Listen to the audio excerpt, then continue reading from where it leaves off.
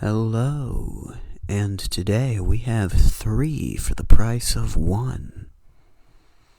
3 micropastas, all around a similar theme of sleep.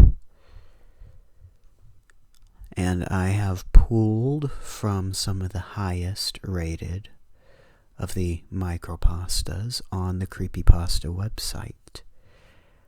And without further ado, out of fear of making this video too long, let's get right on into it. First up, we have The Bad Dream, written by Anonymous. Credit to Anonymous. Published April 5th, 2008, with 8.91 out of 10 stars. And let's begin. Daddy, I had a bad dream. You blink your eyes and pull up your elbows. Your clock glows red in the darkness. It's 3:23. Do you want to climb into bed and tell me about it? No, Daddy. The oddness of the situation wakes you up more fully. You can barely make out your daughter's pale form in the darkness of your room. Why not, sweetie?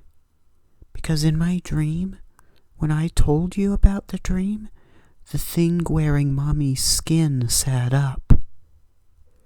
For a moment, you feel paralyzed. You can't take your eyes off of your daughter. The covers behind you begin to shift.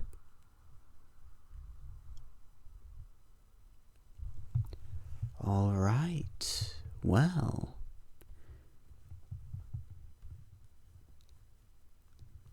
I'll leave you to decide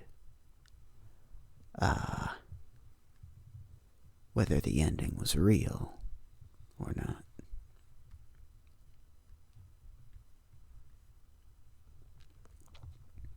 Next up, though, we have 403, published on September 3rd, 2013, with 8.89 out of 10 stars, written by blank, credit to Hunter, and let's begin.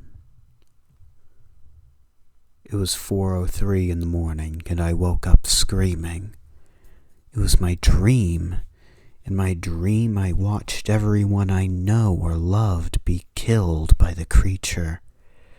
It had a short, fat body and long, slender arms, which ended with claws that looked more like swords than claws. Its eyes were slits that glowed red in the darkness. Its teeth were long like horns, and sharp like steak knives. It looked at me before it killed them, and laughed each time before it ripped apart my loved ones with its sharp claws. How had it found us? It tricked me into letting it into my home by mimicking the voice of my father. It couldn't come in without permission. It told me after it ripped out my mother's heart. The dream ended with the creature laughing its evil cackle and slowly walking towards me, dragging its claws on the floor. I screamed and sat up. I was in my room, in my bed, safe again. 4:03. I hear a knock at the door. I froze up instantly. Tommy, I heard you screaming. Are you all right? I heard my mother say. What a relief. Mom's here. I'm fine, Mom. Just a bad dream, I replied, the relief washing over me. Okay, honey. I got you a glass of water. Do you want it? Mom said back to me. "Sure, come in," I said, and as those words left my mouth, I remembered that it was September, and I had moved back into my college dorm 3 weeks ago.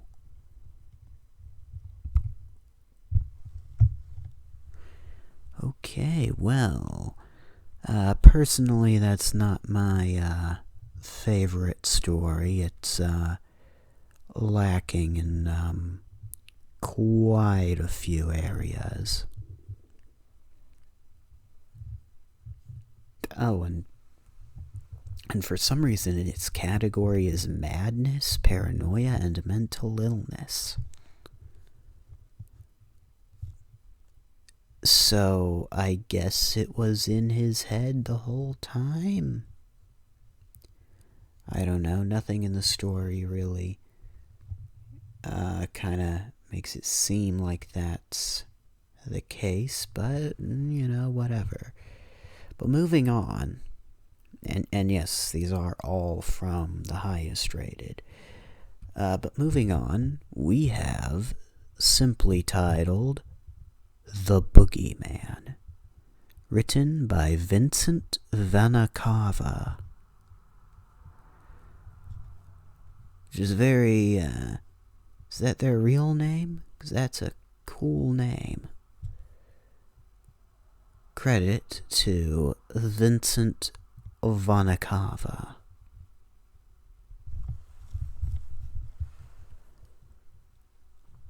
Published October 29th, 2013, with 8.55 out of 10 stars. And since I'm running out of time, let us begin.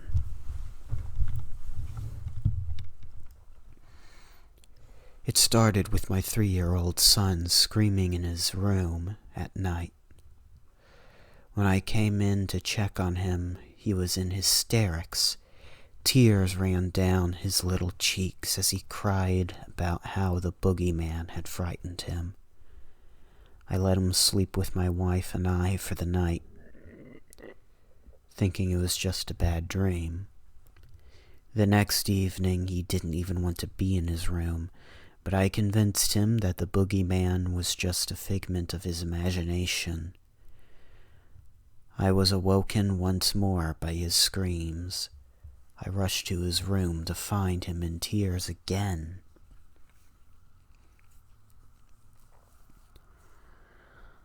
On the third night, I set up a camcorder in his room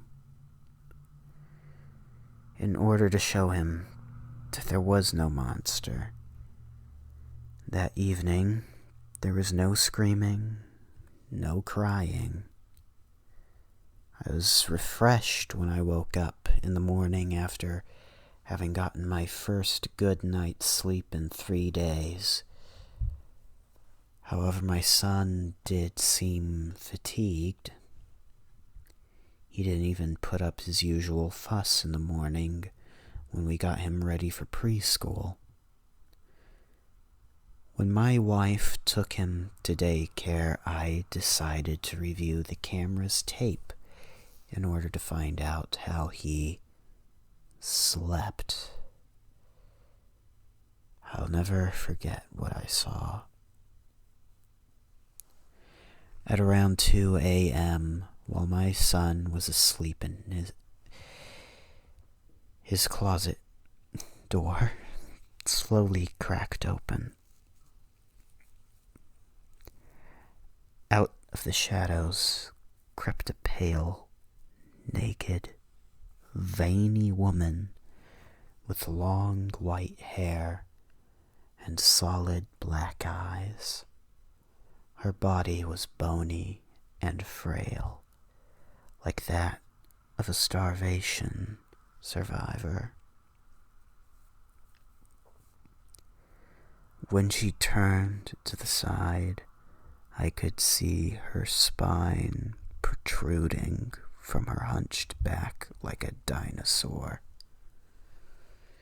She reached into my son's crib with her unnatural unnaturally long hands and covered his mouth. He was trying to scream, but he couldn't. The palm of her hand easily enveloped his head, muffling his cries. She snatched him up with the ease that a person of her frame should not have had,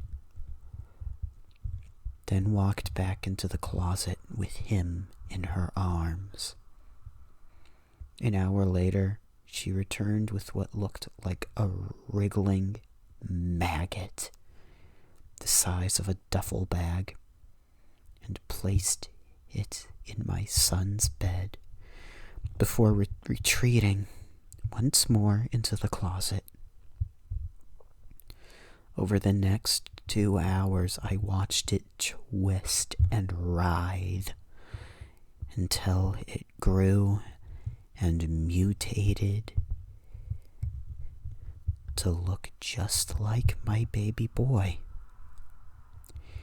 Once the transformation was complete, I got out of bed. It got out of bed and slipped on a pair of my son's pajamas, then slid back between the covers and waited for us to come in. I don't know what that thing is that left with my wife this morning, but I know it's not my son.